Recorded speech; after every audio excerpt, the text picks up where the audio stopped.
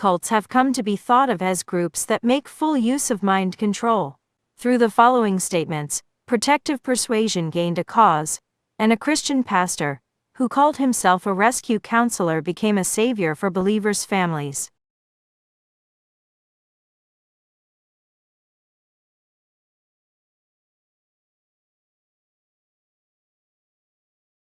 Limits of mind control theory.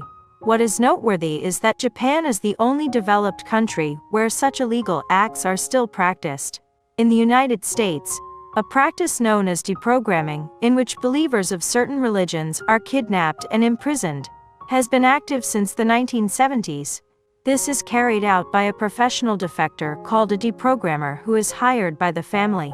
However, as a result of a series of trials, the reality of the deprogramming that was taking place behind the scenes was exposed, and it became exposed to social criticism as a criminal act.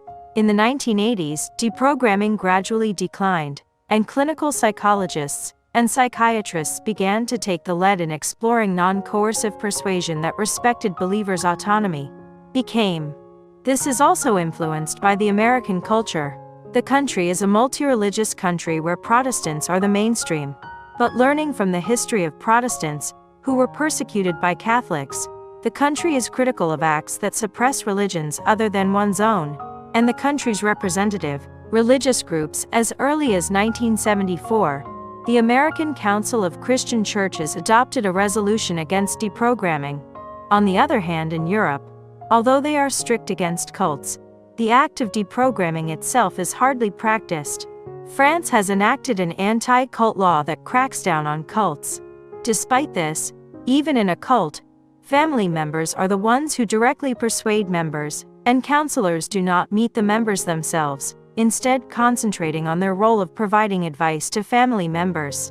Cults are groups that violate human rights, but deprogramming their cult members is also a violation of human rights. When you look at it this way, the uniqueness of Japan becomes clear. It is unique in that forced persuasion is carried out only on members of the Unification Church, until a few years ago, some members of Jehovah's Witnesses as well, and that some Christian pastors are actively involved in it. So, why has deprogramming, which has declined in America, become more active in Japan? Perhaps the mind control theory has an influence there. Through the following statements, protective persuasion gained a cause, and a Christian pastor, who called himself a rescue counselor, became a savior for believers' families. The believers entered the faith not by their own will, but by mind control. In order to solve this problem, we must isolate ourselves from the influence of the cult and remove the brainwashing. This seems like a very persuasive statement, but in reality, the validity of the mind control theory has already been denied in the academic field. The trend is becoming mainstream. I have also criticized it as a manufactured statement. See my book, The Arrest of the Guru. But I will narrow it down to 2 reasons why it should be rejected, and briefly explain it. According to Kamiki Nishida, assistant professor at the Faculty of Nursing, University of Shizuoka, of social psychology, who popularized mind control theory in Japan, mind control is an individual's decision-making process that is controlled by another person without the person being aware of it. It is a synonym for having a psychological influence on someone.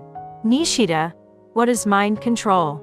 However, if you think about it carefully, you will realize that in the first place, people can purchase products or express political opinions without being influenced by others. In other words, without having their minds controlled.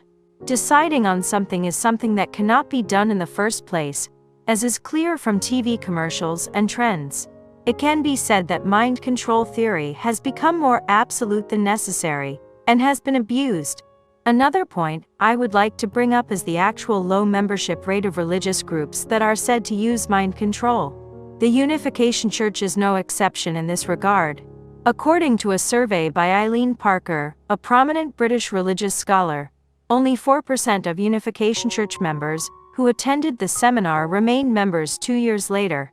Furthermore, according to a survey conducted by Osamu Yokoyama, former mission director of the United Church of Japan, only 2% of those who attended the 2-day training camp went on to become believers. Even if the Unification Church were conducting some kind of special psychological manipulation, only 2 to 4% of people would fall for it. It is difficult to say that it is effective. However, for the anti-Unification Church camp, the mind control theory still seems to be valid. In March of this year, the Unification Association Issues Christian Liaison Committee published a booklet titled "This is the Real Face." He warns that you too can be subjected to mind control, and writes as follows: he believes that he entered the faith of his own free will. However, his choices were nothing more than a puppet-like path that had been laid out by the organization in advance. From last year to this year, 2 female believers belonging to the Unification Church and Omiya Church, and 1 female believer belonging to Shinjuku Church went missing one after another.